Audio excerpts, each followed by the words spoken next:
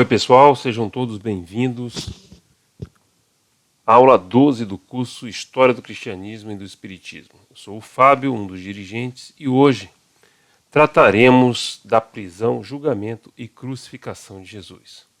Nesta aula, esperamos que vocês respondam a seguinte questão: a morte de Jesus foi uma necessidade divina ou deriva da inevitabilidade humana?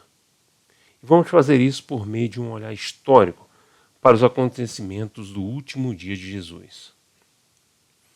É importante destacar que trabalhamos com uma perspectiva histórica e, nesse sentido, precisamos refletir que, como cristãos, aprendemos que o relacionamento entre os dois testamentos é de profecia e realização. Isso significa que nos foi ensinado que tudo ou que no Velho Testamento existe uma grande quantidade de profecias sobre Jesus e sua vida. Ou seja, houve uma escritura inspirada pelo sobrenatural que revela um plano de Deus. Essa necessidade divina de que tinha que ser assim. Deus quis. Mas, nesse olhar histórico crítico, temos que observar que as fontes, relativas fontes, que os evangelistas não são narradores isentos, porque eles propagam a doutrina. O contexto redacional dos evangelhos canônicos, que foram escritos aproximadamente entre 70 e 110 da Era Comum, portanto, no final do primeiro século e início do segundo século, as comunidades cristãs já eram formadas por ex-judeus e gentios. Era um momento de pós-destruição do segundo templo, em que centenas de judeus foram crucificados, torturados, mortos, em que já havia uma cisão com o judaísmo. Ou seja, nesse momento, para muitas comunidades cristãs, os judeus eram vistos como inimigos. Portanto, a motivação dos evangelistas, particularmente nos relatos da paixão de Jesus, era conciliar uma tensão. Eles tinham que divulgar o Messias redentor judeu, crucificado por Pilatos, e ao mesmo tempo divulgar que ser cristão é ser compatível com a lealdade ao Império Romano. Outro aspecto importante é o uso de passagens da Bíblia hebraica. Isso trazia uma certa confiabilidade ou legitimidade aos relatos, da paixão de Jesus. Mas sempre ficava aquela dúvida que para entre todos os estudiosos, historiadores, críticos literários. É uma história lembrada em que essa passagem bíblica vai sendo colocada como forma de ilustrar, como forma de configurar, ou a passagem bíblica, ela é, na verdade, um roteiro, uma inspiração para a redação. E assim, nós vamos focar agora no último dia de Jesus e vamos fazer uma comparação dos relatos dos evangelistas. Então nós vamos fazer uma comparação entre os 4 evangelistas, seguindo essa tabela, a respeito dos principais eventos da paixão. Ok? Vamos seguir então com Marcos aqui no canto superior esquerdo, e ele vai dizer no primeiro momento que Judas chega com a multidão, com espadas e paus, da parte dos chefes dos sacerdotes. Mateus o acompanha integralmente nesse relato. Lucas já destaca Judas com a multidão, mas não acrescenta mais nada a essa multidão. E João vai falar que Judas veio com uma coorte, que é um destacamento militar romano de aproximadamente 600 homens, mais guardas destacados pelos chefes dos sacerdotes com lanternas e armas. E aí traz um detalhe muito importante na fala de Jesus, que não é Judas e a multidão que aborda Jesus, mas Jesus que se dirige a eles.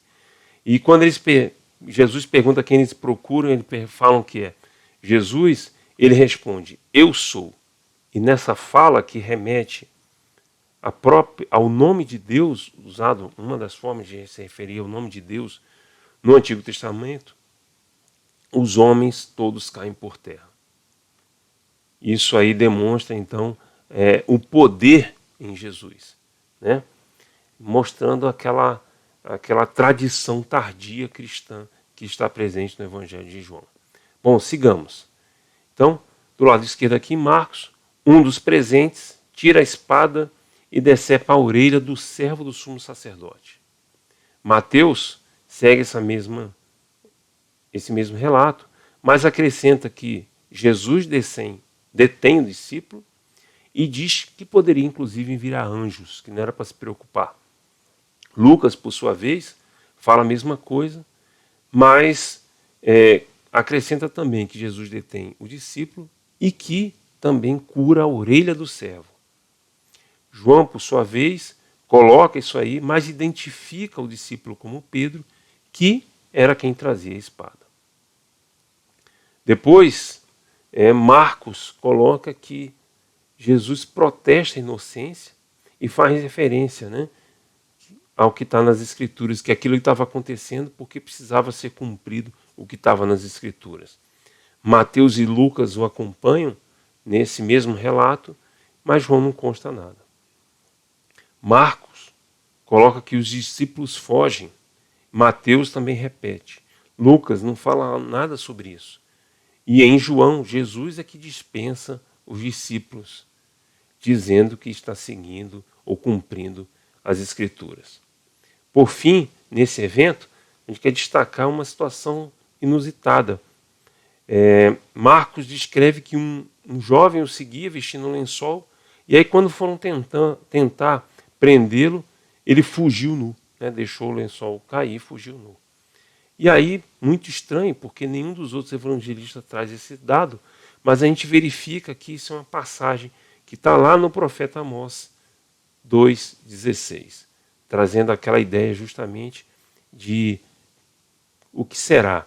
Isso é uma inspiração para na hora de escrever, quer dizer, o Velho Testamento é uma inspiração, ele está sendo usado para construir esses eventos, esse relato, ou está buscando coincidir eventos que aconteceram, tentando relacionar com o que está lá atrás. Essa é a questão. Sigamos. Em seguida ocorreu o julgamento judeu. O primeiro evento acontece com João lá em cima. Depois que Jesus é preso, ele é conduzido a Anás, né? um ex-sumo sacerdote que era sogro de Caifás. Ele interroga e o envia a Caifás, que é o atual sumo sacerdote. Isso só tem em João.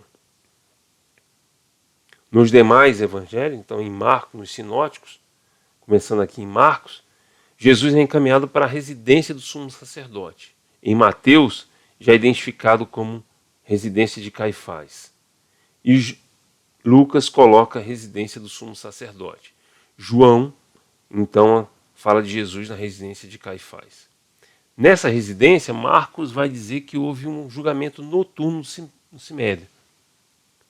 Pelo Sinédrio. O sumo sacerdote pergunta, és o Cristo? E Jesus responde, eu sou. E aí ele vai dizer, né, que vereis o Filho do Homem sentado à direita de Deus. E aí o sumo sacerdote vai dizer que é blasfêmia, rasga as vestes, e aí, junto com o Sinédrio, é declarada a morte, né, a condenação de Jesus. Mateus segue exatamente o que está em Marcos, mas a fala de Jesus é diferente. Ele vai dizer assim, em vez de responder eu sou, ele vai dizer, tu dizes. Já em Lucas, não há julgamento noturno. E em João, não há nem julgamento judeu. Então, Anás interroga Jesus, envia para Caifás, e no dia seguinte, de Caifás, Jesus é conduzido ao pretório. No dia seguinte, em Marcos, há uma reunião matinal. O conselho se reúne e resolve entregar Jesus a Pilatos. O mesmo acontece em Mateus e em Lucas, que não tinha havido o julgamento noturno, é agora de manhã que acontece. Então, no julgamento matinal pelo Sinédrio, ele segue mais ou menos o que foi colocado por Marcos, só que a resposta de Jesus é: vós o dizes. E aí, só que não há sentença, não há essa sentença de blasfêmia que consta tanto de Marcos como em Mateus. Na sequência, quando eles estão conduzindo Jesus para Pilatos, só Mateus descreve então a situação do suicídio de Judas. Os demais evangelhos não consta nada sobre isso. No julgamento romano, então quando Jesus é encaminhado para Pôncio Pilatos, Marcos coloca lá que Jesus diante de Pilatos é colocado e Pilatos, durante todo o julgamento, pergunta: és tu o rei dos judeus? Jesus responde: tu dizes. Então ele passa a ser acusado pelo chefe dos sacerdotes, Jesus não responde e Pilatos fica impressionado com essa situação, porque ele não se defende. Em Mateus acontece a mesma coisa. O detalhe só é que Mateus coloca que Pilatos ficou muito impressionado. Em Lucas acontece a mesma coisa, só que são os judeus acusam Jesus de subverter a nação e pretender ser Cristo Rei. E aí Pilatos vai dizer que não encontra motivo de condenação. Os judeus, então, vão dizer que ele era ajudador desde a Galileia. Em João, quando Jesus está diante de Pilatos, Pilatos pergunta: qual a acusação? Julgai vós mesmos. E aí os judeus vão dizer: mas nós não podemos executar. E aí Pilatos é que vai tomar a frente e vai perguntar então: és o rei dos judeus? Aí Jesus, entre a sua fala, vai dizer: meu reino não é deste mundo. Na sequência, apenas em Lucas, Jesus é enviado a Herodes por Pilatos. Herodes interroga e devolve a Pilatos. E aí, nos 3 evangelhos, segue-se um segundo julgamento, digamos assim, com Pilatos. E Pilatos, entra aqui a questão com Barrabás. Pilatos pergunta: soltar o rei dos judeus, o que fazer com Jesus? O sumo sacerdote, os chefes dos sacerdotes é que propõem Barrabás. E os judeus, a multidão que constava ali, é que pede, e responde ao que fazer com Jesus, falando: crucificai-o. Já em Mateus, é Pôncio Pilatos que vai dizer: Barrabás ou Jesus? Ele que propõe essa dualidade, O que fazer com Jesus? E aí os judeus vão responder: crucificai-o. Aí tem a cena do Pilatos lavando as mãos e os judeus que declaram que seu sangue caia sobre nós e nossos filhos. Em Lucas, os judeus é que trazem a proposta: crucificar Jesus ou soltar Barrabás. Pilatos: o que fazer com Jesus? Então, ele não quer, Aparentemente ele não identifica ali a culpa em Jesus. Mas os judeus é que trazem essa situação e falam: crucificai-o. Em João, os judeus já pedem Barrabás. E aí Pilatos faz: o que fazer com Jesus? Os judeus respondem: crucificai-o. Pilatos, porém, diz: não há crime, ele não vê crime. E aí fala: crucificai-o vós, entregando Jesus para a condenação, para a crucificação.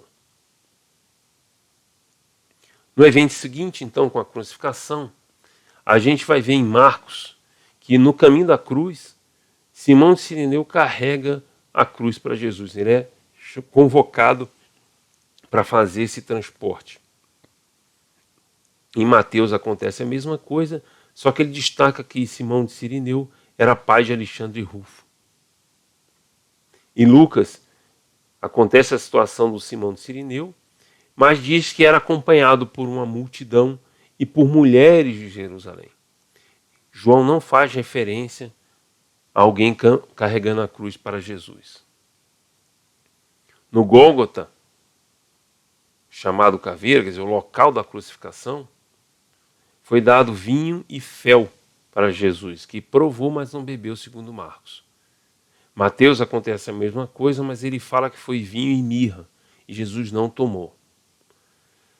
Lucas já fala do lugar chamado Caveira, mas não consta nenhuma bebida.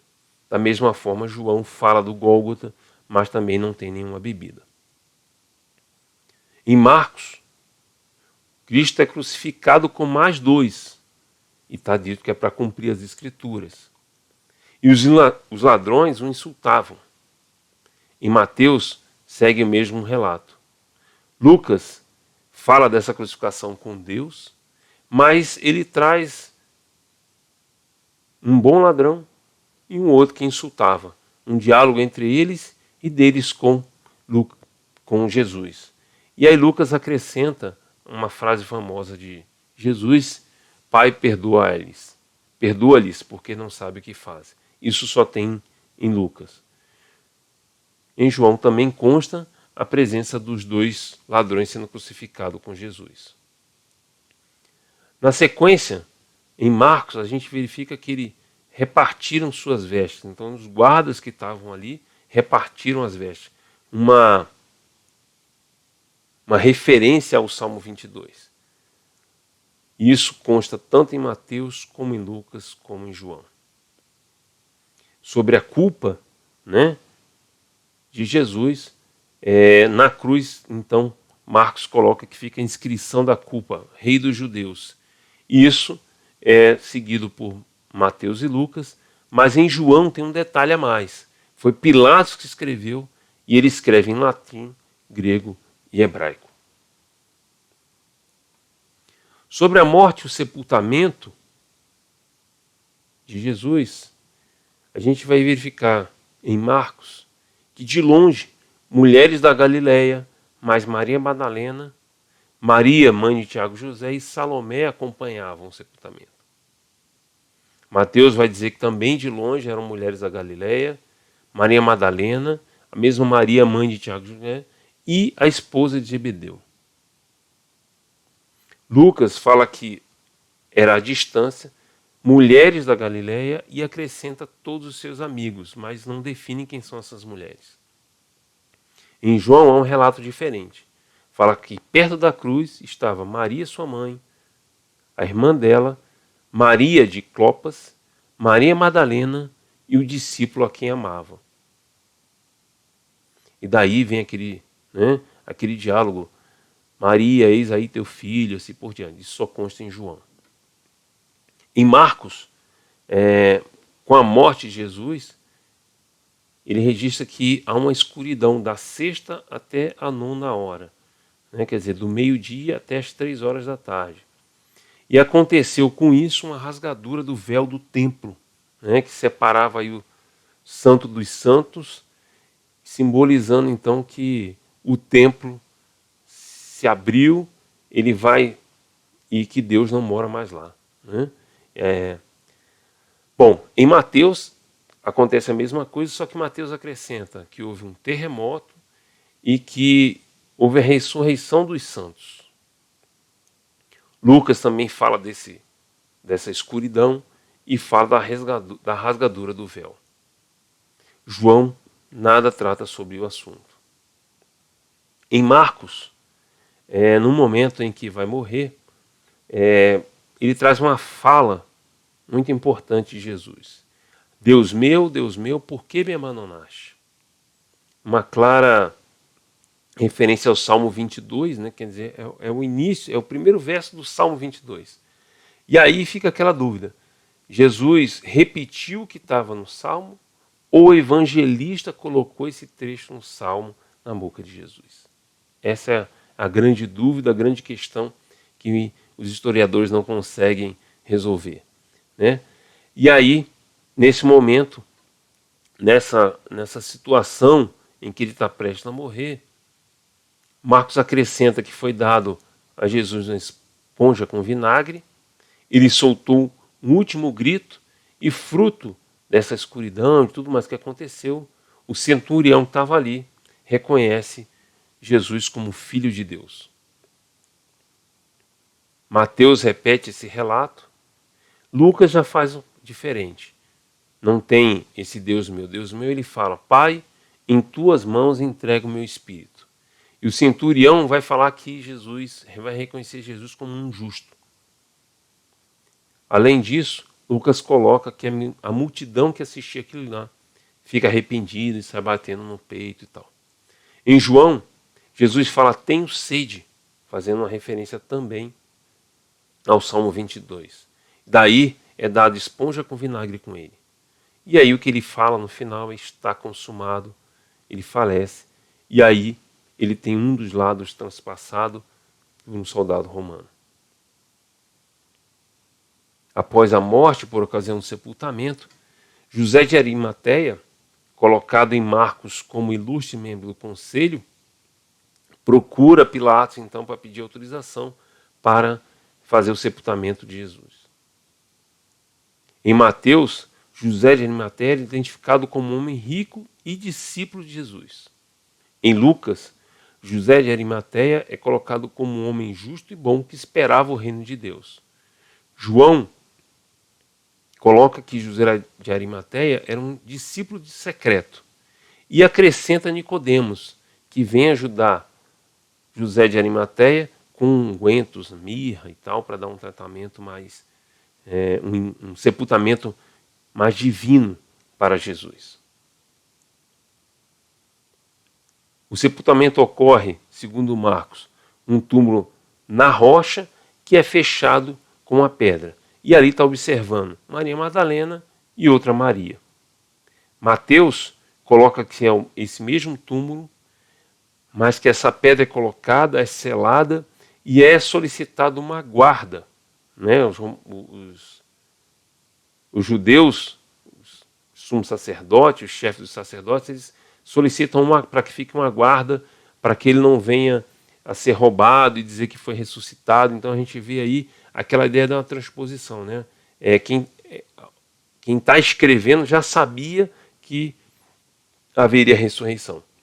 Então tem toda essa ótica, ou se realmente foi isso que aconteceu e havia essa previsão, se sabia dessa possibilidade. Bom, o fato é que Mateus coloca essa situação da guarda e ele coloca que as mulheres que estavam assistindo era Maria Madalena, mas identifica a outra Maria de Marcos, dizendo que é a Maria, mãe de José. Lucas fala só de um túmulo novo na rocha e que havia algumas mulheres da Galileia. João fala de um sepulcro novo no jardim, perto do Gólgota, mas não se refere a mulheres. Em resumo, diante dessas várias discrepâncias verificadas entre os evangelistas, então a gente vê, a gente quando verifica o relato da paixão, a gente imagina que há toda parece ser uma história única, né? E é interessante quando a gente coloca um do lado do outro, faz essa comparação, porque a gente vai observar que realmente há algumas diferenças importantes. Então daí é possível apresentar o seguinte resumo. À noite, no Horto das Oliveiras, Jesus foi preso por guardas do templo, enviados pelos chefes dos sacerdotes e guiados por Judas. Depois foi conduzido à residência do sumo sacerdote Caifás, onde foi mantido durante a noite. Na manhã de sexta-feira, 14 Nissan, no calendário judaico, o Sinédrio realizou uma sessão consultiva e decidiu denunciar Jesus ao tribunal do governador romano sob acusação de sedição. Pilatos ouviu as acusações de sedição da pretensa reivindicação de Jesus de ser o rei dos judeus e o condenou à crucificação.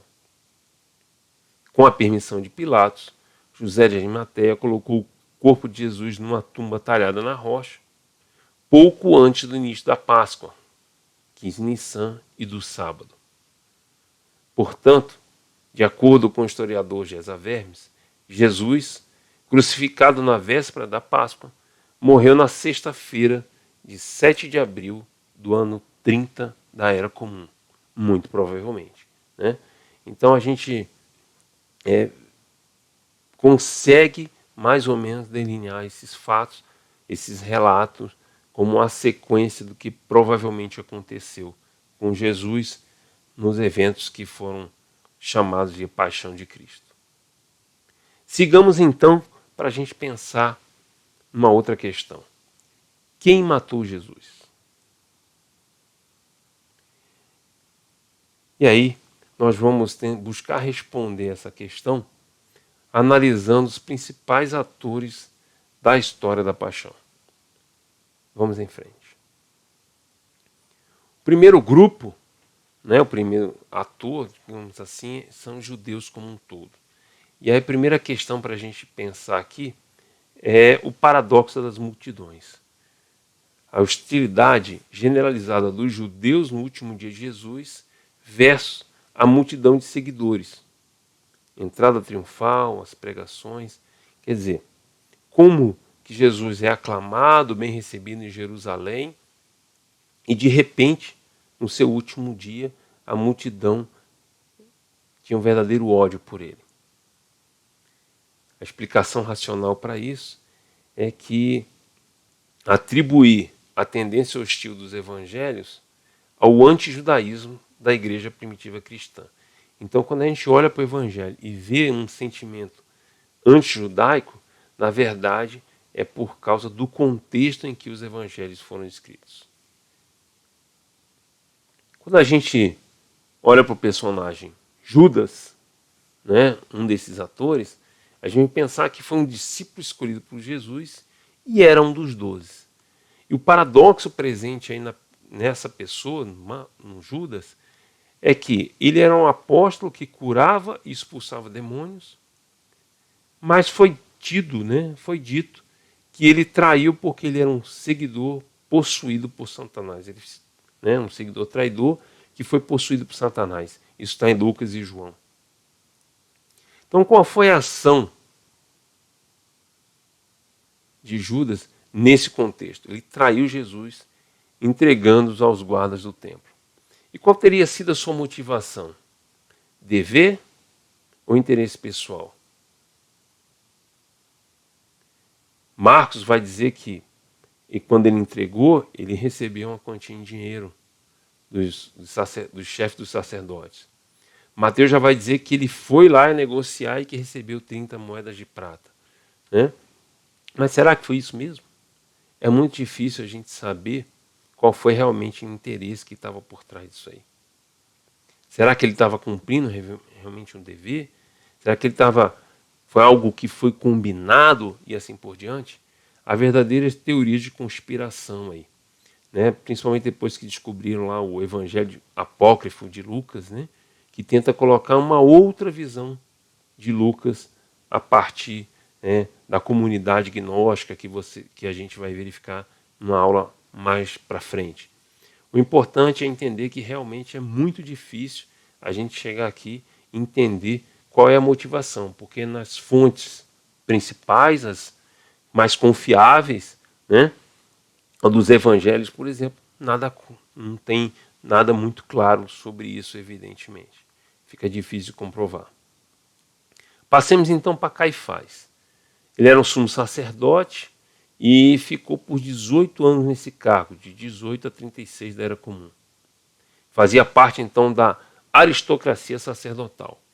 E ele vivia uma questão, porque ele estava inserido num sistema de poder do templo que envolvia um poder econômico, político e religioso, e, ao mesmo tempo, era o líder religioso e político dos judeus.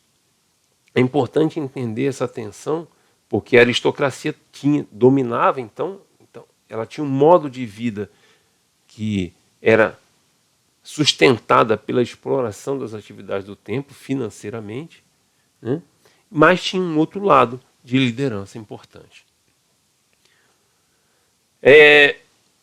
Temos que considerar também que Caifás era um eficiente colaboracionista. Ficar 18 anos no poder, na situação de sumo sacerdote, um cargo em que a média ficava 2 anos dos anteriores, dos outros sumos sacerdotes, significa que ele era eficiente, ardil, era um bom político nesse ano. Mas tinha uma tensão importante, porque a sua perante o Império Romano, ele precisava conservar a ordem e a paz. Politicamente, em relação aos judeus, ele tinha um compromisso de proteger esses judeus, ou a comunidade judaica, e tinha um interesse pessoal de manter seu status. Então nós podemos dizer que o que ele fez dentro da paixão de Cristo? Ele denunciou Jesus ao tribunal do governador romano sob a acusação de sedição. E qual foi a motivação dele? Sacrificar um em nome do bem comum? Dever ou interesse pessoal? Então isso é importante a gente entender. Ele é colocado normalmente como uma pessoa extremamente má, odiosa, e que queria tirar qualquer um da sua frente, né, para que pudesse manter a sua situação, o seu status quo.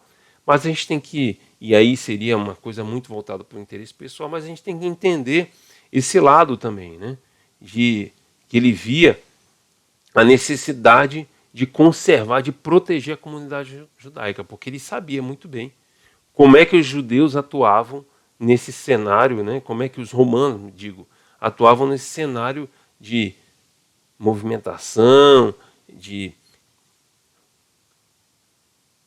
reivindicação. Então, ele viu, por exemplo, ainda quando era criança e tal, muito jovem, quando da morte do Herodes, uma rebelião dos judeus e como os romanos fizeram, matando centenas, né, saquearam o templo, queimaram várias residências em volta do templo, o templo ficou preservado lá, mas enfim, mataram centenas de judeus. Então ele tinha essa visão. Ele sabia como é que agiam os romanos. Será que ele também não estava cumprindo o seu dever de tentar manter a ordem e a paz para que a semana de Páscoa acontecesse sem maiores problemas, sem maiores convulsões sociais? Essa é uma questão a se pensar. Outro ator importante é o próprio Pilatos. Era um militar romano que governou a província da Judeia de 26 a 36 da Era Comum. A gente tem que entender que esse governador de província, né, na condição ali de Pilatos, ele tinha um dever muito claro de recolher impostos para o império e manter a ordem e a paz, a famosa Pax Romana. Mas isso tudo era mediante o uso do terror de Estado. Então era uma violência tremenda que eles usavam para manter a paz. Então era aquela situação de paz, mas porque havia um poder muito forte que impunha nessa condição de ordem e paz. E ele também vivia um paradoxo, né, do representante imperial. Ele é colocado, por exemplo, quando a gente olha o Evangelho, que ele é colocado como um juiz sensível e indeciso. E há uma tensão com a visão que é colocada, por exemplo, fontes que a gente consegue ter aí, do prefeito obstinado, inflexível, impiedoso e cruel, que é apresentado pelo Filo de Alexandria e por o Joséfo, né, os dois autores historiadores judeus dessa época. Então a gente verifica, né, que alguma coisa não está batendo aí. O perfil é diferente. Será que os evangelhos trazem uma visão amenizada de Pilatos? Veja, os outros dois aqui, o filho Joséfo, não estão tentando fazer propaganda, é uma outra literatura, é uma fonte independente, digamos assim.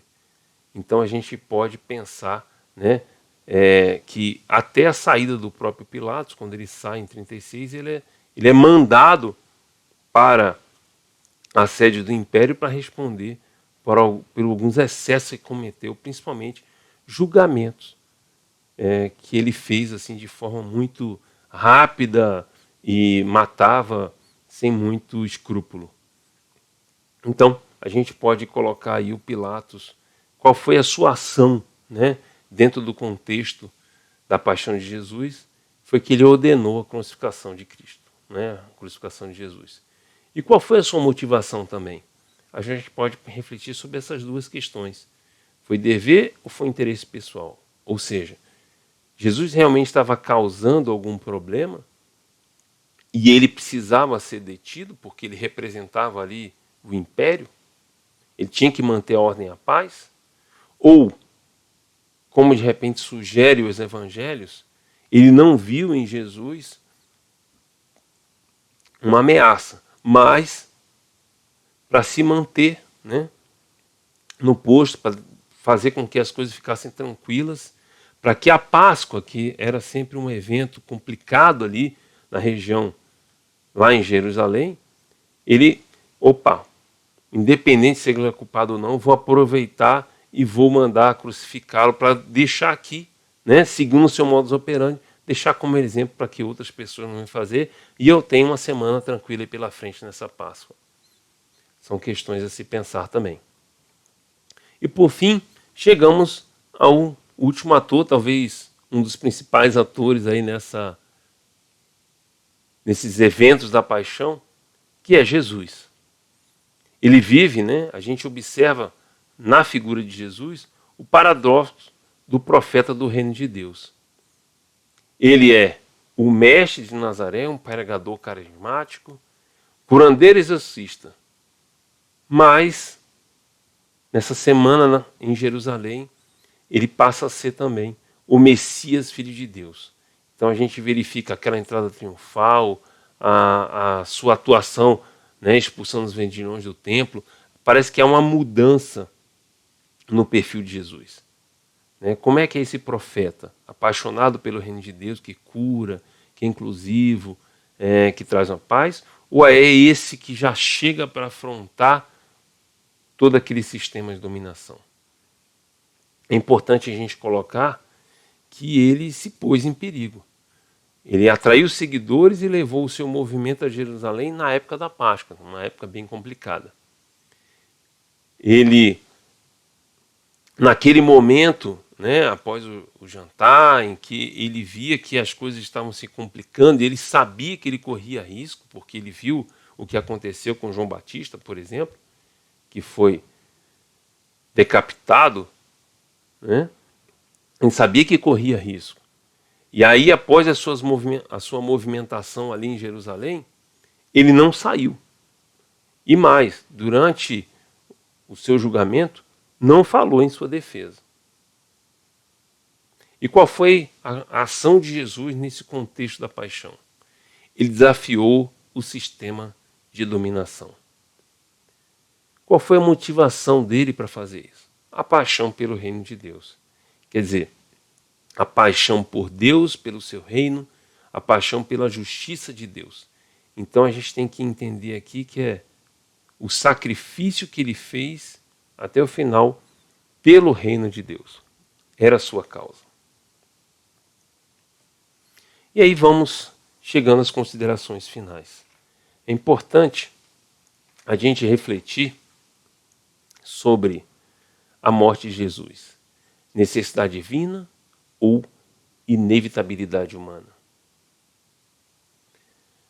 Necessidade divina é uma questão que traz assim, como justificar a morte de Jesus?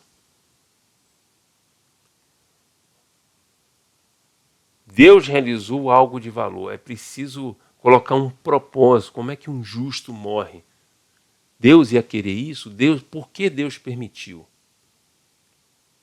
Então há uma necessidade de ressignificação dessa morte de Jesus. Daí, os evangelistas, e aí, obviamente, os cristãos, posteriormente, vão usar o recurso da projeção retroativa. Quer dizer, eles vão pegar essa nova visão, esse propósito, essa interpretação que eles vão dar para a morte de Jesus e vão projetar lá atrás nos evangelhos, nos seus relatos. Eles vão fazer uma retrospectiva, vão reescrever aquilo que aconteceu, dizendo, né, ou trazendo para uma ideia de que aquilo aconteceu ou a morte de Jesus estava prevista, era um plano de Deus, havia um propósito para aquilo. Contudo, o que a gente tem que pensar no contexto da inevitabilidade. O resultado, ou a morte de Jesus, é resultado da colisão da sua paixão pelo reino de Deus com o sistema de dominação. Sua execução era praticamente inevitável. Assim a gente pode pensar que Jesus não morreu pelos pecados do mundo. Afinal, ele mesmo afirmava que Deus não queria sacrifícios. Essa ideia de sacrifício vicário ou expiatório é uma elaboração teológica cristã posterior. Não é de Jesus, né? Tem a ver com aquela projeção retroativa que eu comentei. Então, Jesus não morreu pelos pecados do mundo, mas ele morreu por causa do pecado do mundo. Visto que a violência brutal contra os opositores era algo normal nas civilizações antigas. Então era um procedimento corriqueiro, natural. Então, a morte de Jesus, numa perspectiva histórica, ela está para a inevitabilidade humana, ou seja, é o contexto das relações de poder daquelas civilizações que ali estavam dadas. Assim, nós vamos concluindo, a partir dessa colocação do Gesa Vermes, que a morte de Jesus de Nazaré na cruz é um fato estabelecido. Talvez o único fato estabelecido sobre ele. A crucificação é atestada não apenas nos 4 evangelhos, nos Atos dos Apóstolos e em São Paulo, mas também fora do Novo Testamento, por Joséfo, Tácito, indiretamente pelo Talmud. Né?